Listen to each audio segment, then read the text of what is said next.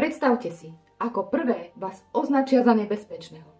Vašu smrť nazvú ochrana spoločnosti. Vaše deti upália zaživa a pochvália sa potom pred celým svetom, že toto bolo víťazstvo spravodlivosti. 9. apríla 93. vo Waco, Texas, 82 mŕtvych, z toho 23 detí a 2 bábätká. Všetci boli upálení zaživa.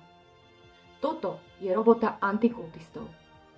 Organizácie Racirs. A ako to robia?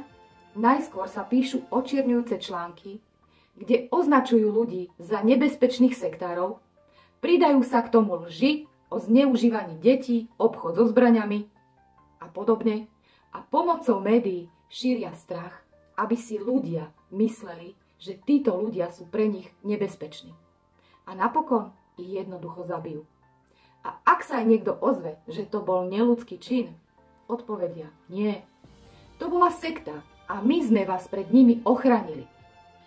Priatelia, zabili 23 detí, 2 bábätká. Povedzte mi, akou hrozbou boli tieto deti pre spoločnosť? Waco, Columbine, atentáty na politikov, streľba na školách. To všetko je prácou antikultistov. Tých, ktorí kvôli moci už 30 rokov manipulujú prostredníctvom svojich pešiakov, ktorých majú v štátnych orgánoch, na súdoch, v polícii, v médiách.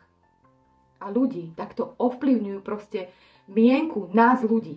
Preto si prosím, skôr ako niekoho označíte za sektára, overte poriadne informácie.